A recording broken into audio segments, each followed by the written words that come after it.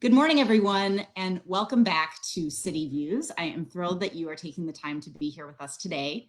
My name is Rebecca Naker, and I represent Ward 2 on the St. Paul City Council, and I am very excited today to have with me for our grand finale of this season of City Views, my friend, my colleague, my mentor, and our president, Amy Brendmoen, and we'll be turning to Amy in just a second here. But before we get into the conversation, just a little bit about City Views for those of you who haven't tuned in before. The purpose is to give you an inside look at how city government works and give you the chance to meet the people who do that work. I'm hoping this will help you understand the challenges that city officials face and also see us as real people who are grappling with really hard problems. You can ask questions by typing right below this post on Facebook, and we'll do our best to answer as many of them as we have time for in this chat. And please remember that we keep these conversations civil, and so we ask that questions be submitted in a spirit of genuine curiosity. And again, we'll get to as many of them as we can. And finally, if you missed previous interviews, you can just scroll further down on my Facebook page, and you can see the other City Views interviews that we've conducted. So now I am so thrilled to welcome Amy. Thank you so much for taking time to be here. Oh, thanks for inviting me. This is so cool. I love that you're doing this, and the only thing we're missing is two ferns to be sitting between. It's awesome. I know I haven't got the setup right, but third season is the charm. Well, I'm super excited to have you. You're my first council member, and it's kind of funny because I know the job of being a council member, and so I kind of left this for last. But I thought it would be great to actually talk about what the work of the council is. But first and foremost, tell us about why you decided to do this crazy thing and run for office.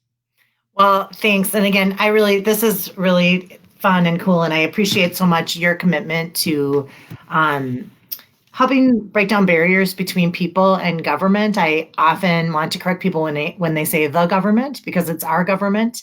And it's something that I know as a council member, you've worked very hard to create that access point for people and to make the work that we do even more accessible. And it's something that I value, and I've appreciated so much having a partner. So this is fun. And now I feel like I better scroll back and see some of the other city views because I haven't tuned in yet. I love the question, what inspired me to run. I ran for the first time in 2011. I don't have any relatives in my family that run for office. It's not something that we do. I'm Norwegian, in fact. And when I told my mom I was going to run, she was kind of mortified because she was like, oh, you'll have to be in there will be attention on you. And that's not what we do. And, but she's been a great supporter nevertheless. But really, I was approached to run in 2011, and the country was in a bit of a crisis. The housing recession and the economy was in pretty rough shape. And some folks approached me about running for city council, and I hadn't much thought about that. Running for office, I had 3 young kids, but they pointed out to me that the city council was made up of 6 men and 1 woman at the time, which didn't seem to be a very good match for the population of St. Paul. I think 1 council member had kids in the St. Paul Public School District, which also didn't seem like much of a match for the city of St. Paul. And all in, there was about 68 or so years of combined years of service or incumbency on the city council. And it just seemed like maybe having another woman, having a parent and somebody who was coming kind of from outside of the system would add some value to the city council. And it was kind of the pitch that they made. What they didn't know when they were pitching me is I've had kind of a strange, unique upbringing with a teenage mom. And I've lived in places like Riverside Plaza, that's in Minneapolis, up to a farm in Little Falls where we didn't have heat or running water. And so kind of living with having the hippie experience. And then I've counted before, I think I've moved something like 28 times in my life. Wow. So I'm comfortable with change. I'm comfortable with asking why.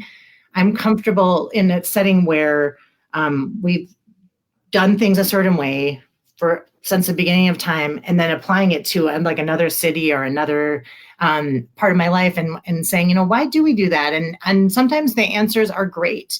But sometimes just asking the question can open up kind of a Pandora's box, like, well, I don't actually know why, and maybe we could do things differently. And that's something that I feel like I have like a genetic, not defect, but I'm very comfortable with change.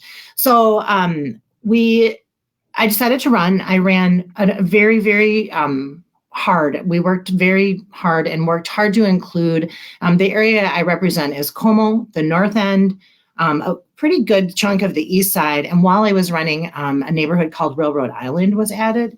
And one thing I can say about the areas that I represent is they're very different.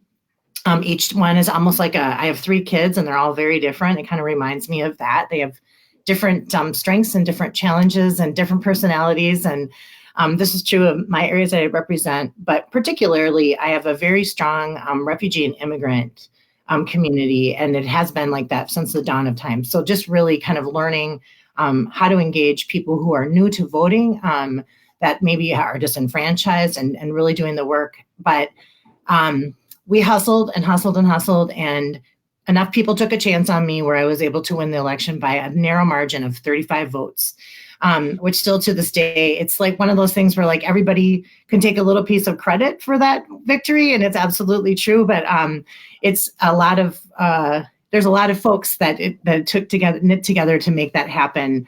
And it was a lot of fun. And so as some people joke, I doubled the number of women on the St. Paul City Council when I was inaugurated. And so it has, I like to, like, just by perspective, and maybe I'm getting a little bit ahead of your line of questioning, but since that time, Councilmember Prince and you joined us. We got our numbers back from 1 to 3. Councilmember Jalali joined us in a special election, and we were up to 4 women. And now we have 5, which is the largest majority of women that this council's ever had. And it's been a really interesting change, and an interesting dynamic change as well. That's been very interesting.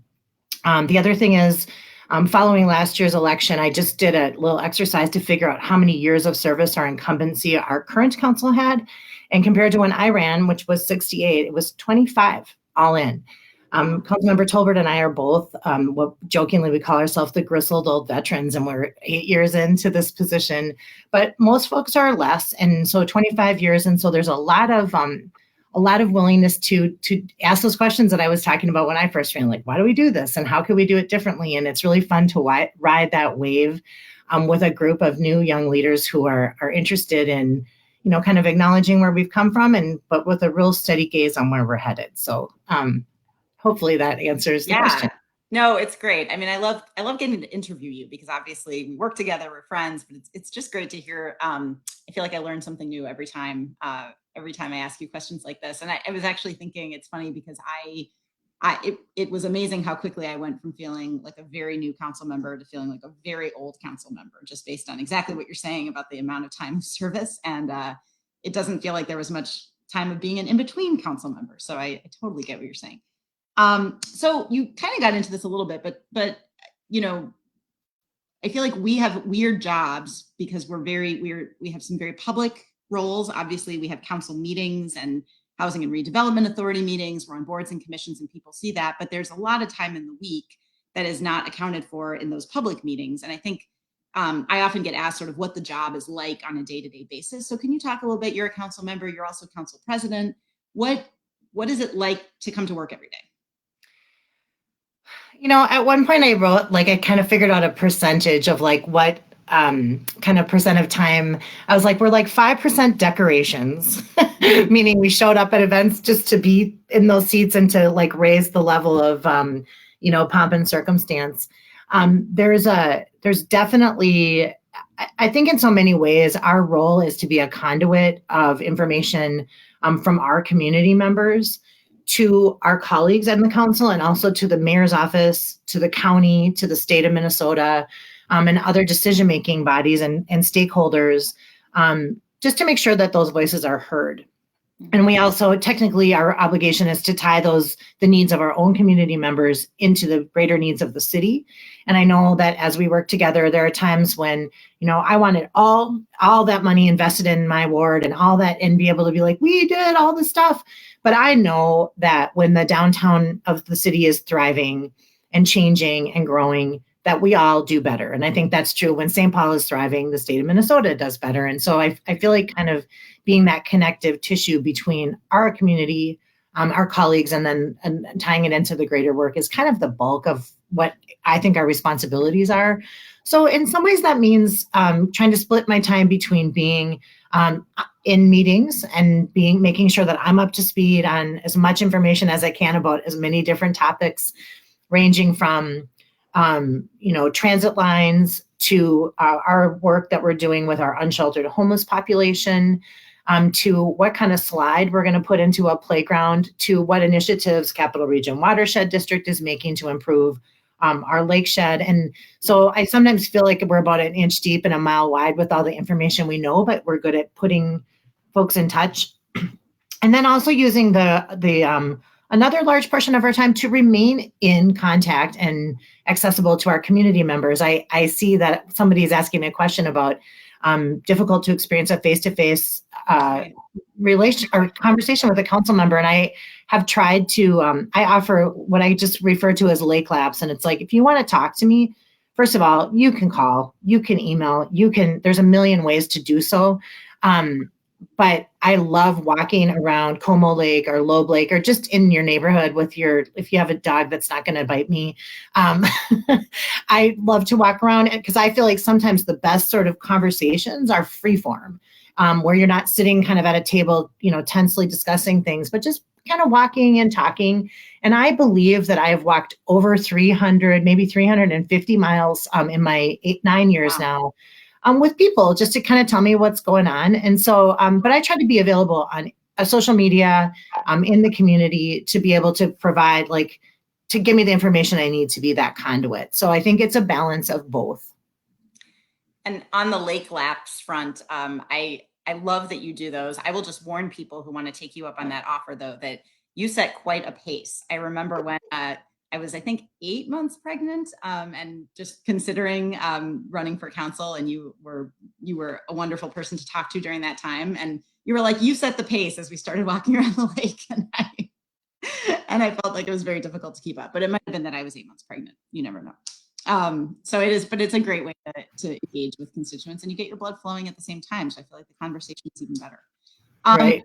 So thanks for answering the question that was asked. And it looks like we're getting a couple of questions, which is always exciting. So I think I'm going to just ask you one more sort of question that I wanted to, and then get into some of the constituent questions. Also, just, I know you sort of alluded to this, but it's wonderful, I think, at the city council level that you can just call your council member. You can just go to coffee. It's not like, I love the job because it's not like you're this government official that's just out of reach. I mean, you're right there, and you do an amazing job being right there in the neighborhood and knowing what's going on. So I always think it's funny that, people call governor, and senator, and representatives, and they just call us Amy or Rebecca. And I think that's it really shows how personal and grassroots this work is.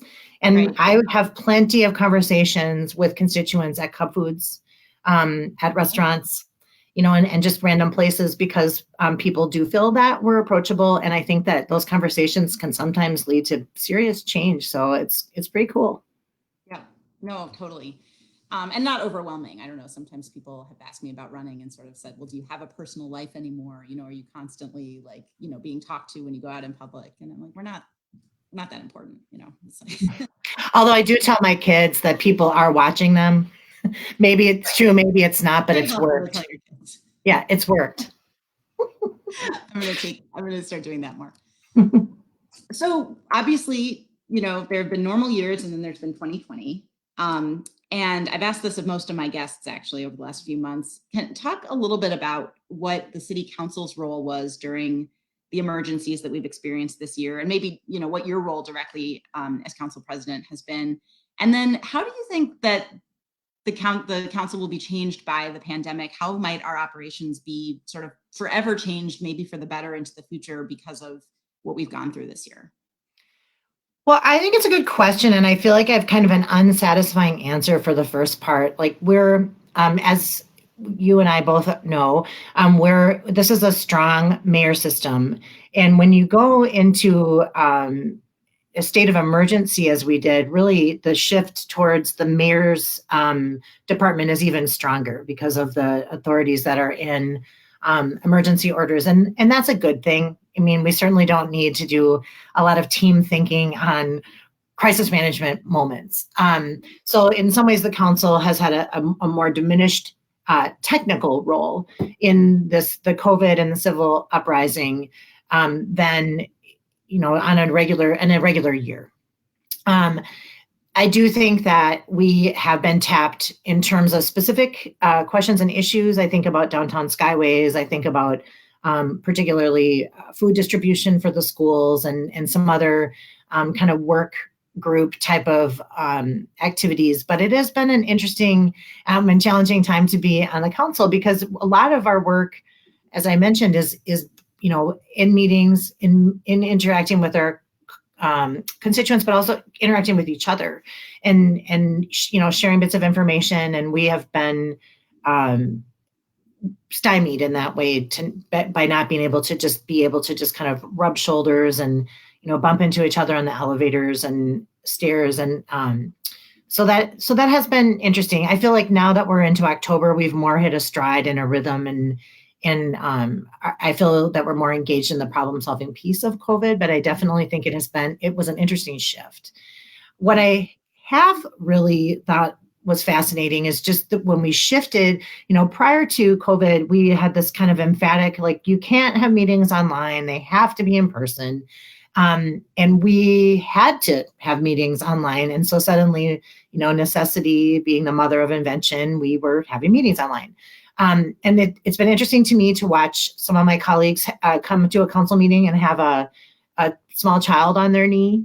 Some of my colleagues have a dog barking in the background because we're just people living our lives. And it's really made it clear to me that there's an opportunity for better engagement with community members if we can use an online format and let them come to a meeting with a kid on their knee, or let them come to a meeting while they're walking that dog, and or while they're in between shifts at work or what have you. Like, there are a lot of opportunities using our technology to help make engagement easier for people. And so I'm really excited about that. And Rebecca and I have long wondered about some of the city processes, or the council processes that we use that have been, presented as like the way it has to be. And of course, asking the question why and kind of flipping things upside down in COVID has been a little bit easier because we've demonstrated that it can be done. And so I'm looking forward to some changes in just some of our public processes that may open up the door for more engagement and just more meaningful, intentional processes as we consider changes or adaptations for the city. So there's a lot of silver linings, even though sometimes it can be overwhelming and stressful. I think we've seen a lot of opportunity. Yeah, no, you're so right about that. It's kind of mind-blowing how many technologies existed that we just didn't think about until we suddenly had to, as you said. And I think it's hard to run a good virtual meeting. And I will just say, I think you've been doing a great job leading the council through this time, because it's never easy to lead a contentious public meeting, and doing it online is even harder. So I appreciate the work you've been doing in that area a great deal. We're getting a number of questions, and I just want to let folks know I'm going to try to focus the conversation on the role of council members and our guest Amy's experiences and that sort of thing. But if there are questions that are more specific to other topics, I will get the answers and follow up with you. I'm seeing some very specific questions about things like benchmarking and some concerns about dogs being stolen in the neighborhood. So I will follow up on those things, but I just want to make sure while Amy's with us, we're using her time and focusing the questions on kind of the role of a council member. So one other question that came in just about sort of how to your preferred way of receiving concerns, immediate concerns.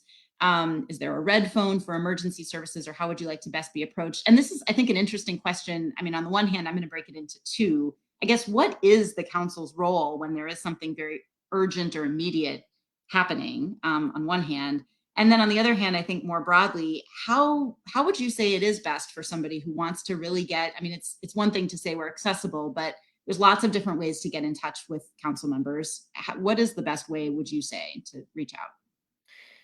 Well, I would definitely say that using things like Facebook Messenger, although they're handy, is not a great way to reach out to council members. We do, even though we're in a pandemic, council offices are fully staffed, and using our ward email addresses, the ward, in Rebecca's case, it's Ward 2. It's actually stpaul.gov, works just fine. Ward 5 at stpaul.gov not only comes to me, but it comes to my executive assistant and my legislative aide. So it's definitely going to get seen. That doesn't answer the immediacy question, but honestly, if you are looking for an answer to a question or needing a little bit of help getting something across the finish line, I think, at least for my office, that's the most effective way, because it gives me the ability to get your address, to forward your information to a person that can answer that question. I often think of myself as a navigator. I've been doing this work now for almost 9 years. And so I do know who to contact, and I know how to put in touch. Everyone knows us at work. There's people who get stuff done and people who get stuff done a little less rapidly. And so we push you to the folks that we know who can get stuff done. So that, I actually think, is the most effective way to reach us. I mean, there are times, though, when I get a quick phone call or a text, or even a shout out on Facebook where someone's like, there's a tree blocking a road. I don't know what to do. And, typically, if you just call the non-emergency 911 number, if there's an emergency, it's probably the best way to share that information. Just 291-1111. And that shows up in the dispatch that you're referring to it as a non-emergency. But for emergency items like that, that's probably the best way to go. And then they would be directing you towards the proper resource in the city or the county, given that crisis item.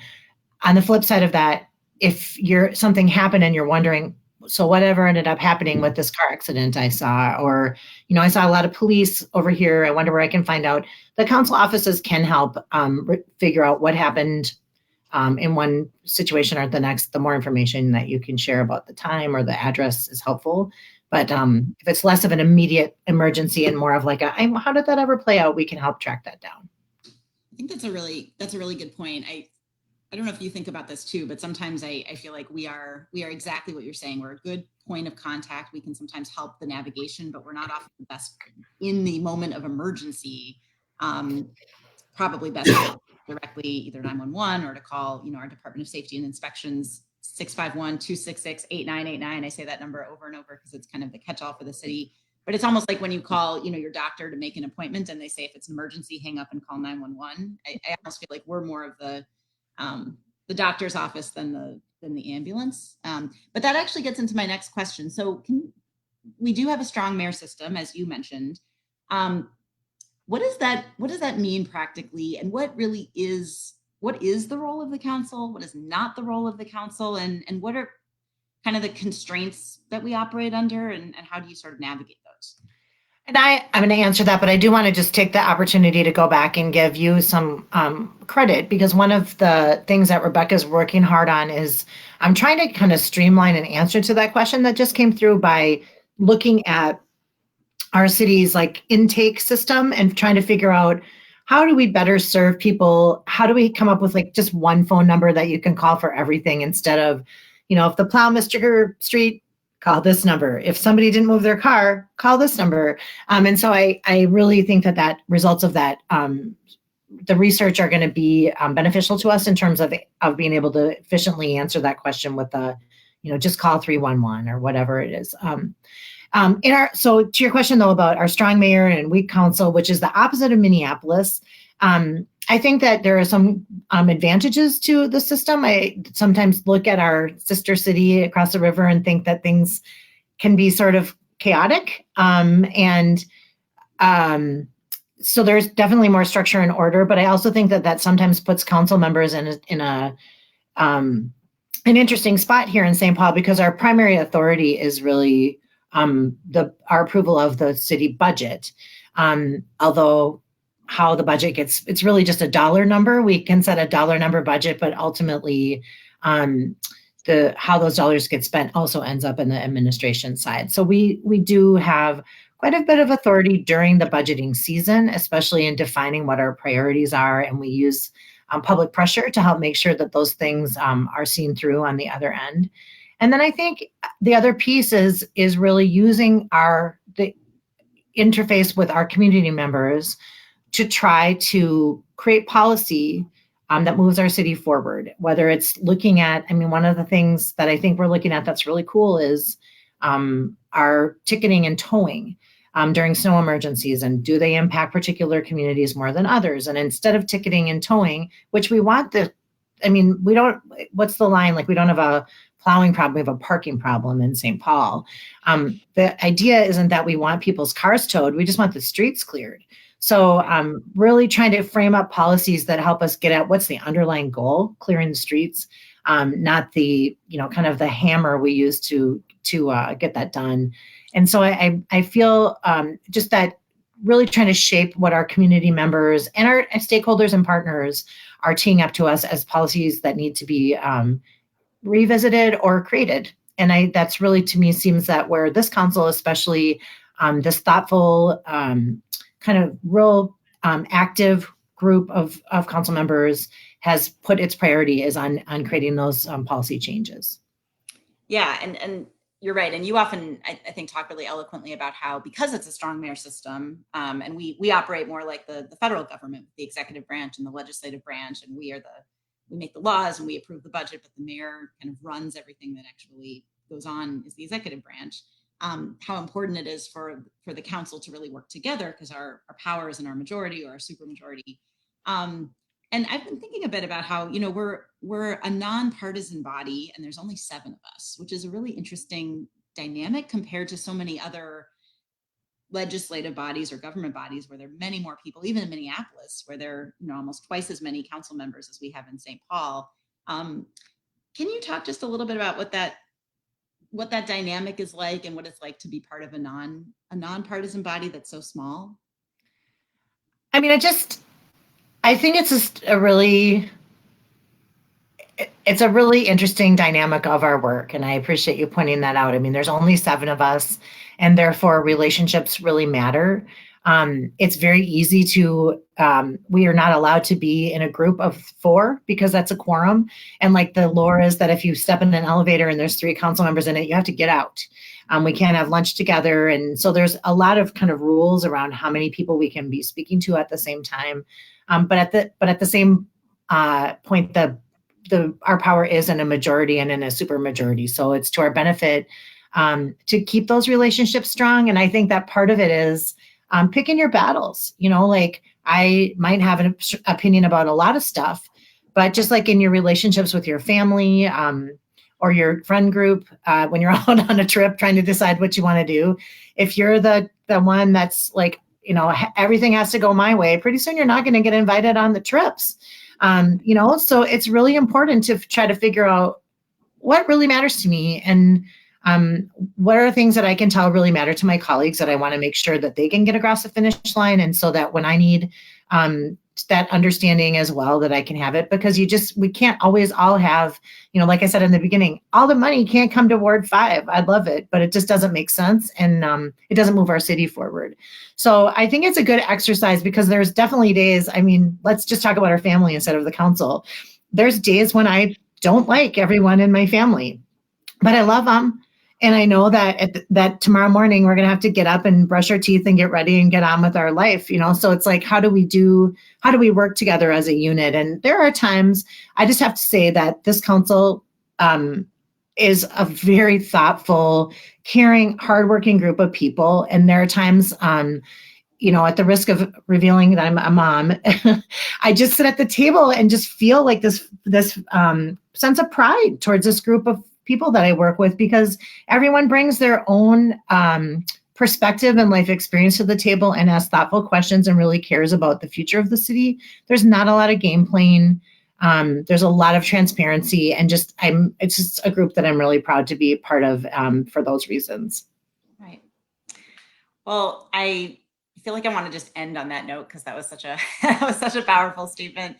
And we are at time, but I wanted to give you just one more final question. If there's just anything else that we haven't talked about, or anything that you really wish people knew about the council, about the job of serving in office, about the work you do, and any of those things or more, that you would kind of want to leave people with. Well, that's a good open-ended question. One thing that I say all the time is I really try to be tough on issues and easy on people. Even in the short time that I've been in office, I've really seen a shift towards kind of a crude and kind of harsh way that we treat each other, and particularly our elected officials. And as I mentioned, in the last question, like, this is a group of people who are really working hard, and we might not always agree with each other, or with you can't please everybody in your community with every single vote, but folks are trying. And I really think that you get a lot more productive responses and outcomes if you try to approach your elected officials like people, and leave the rhetoric and the frustration to something that you yell into your pillow. And then try to approach your elected official with your best foot forward, because I think that you'll find when you do that you'll get a response that comes with the best foot forward. And our goal is, of course, to serve everybody in our community, whether we agree on everything or we don't. But I feel like we need to be more civil. I feel like we need to be kinder. This upcoming election on Thursday is really a mandate on that. Tuesday. You're right. Just on kindness and civility, because we can have civil discourse. We can disagree. We can be persuaded. We can come up with better solutions. And like I said, sometimes we can stand down. Everything can't be 100, on a scale of 1 to 100. So I'm just trying to find that sort of balance, I think, is helpful in getting the best outcomes, and also just the best outcomes for our city. Thank you so much, Amy, not only for your time here today, but for what you just said, and for that way that you do lead on the council. Because I will say that, as someone who is new to politics myself, also someone who doesn't have any family in this line of work, they're all just really disappointed that I wasn't good at math and couldn't do anything else professionally. It just really is helpful to have someone like you who's setting that tone on the council, because it allows us all, I think, to ask the dumb questions that end up not being dumb questions, and to build the relationships and actually learn this work. Because there's really no politics school. There's not, it's hard to get a degree in this work. You just have to kind of do it and then understand it. And it's hard to do that in any kind of setting where you don't feel supported. So thank you for providing that kind of leadership. And that is all the time we have. So thanks to everyone for tuning in today. And hopefully you'll have a chance, if you haven't seen the other City Views interviews, you can just scroll down on Facebook and see the rest of them. We're going to be taking a little bit of a break from City Views as the production studio figures out what we're going to do next, and how we're going to come back. So we will keep you posted and stay tuned as to when and how City Views returns. But for now, thank you all again, and have a wonderful rest of the week. And don't forget to vote on or before November 3rd. Take care. Stay safe.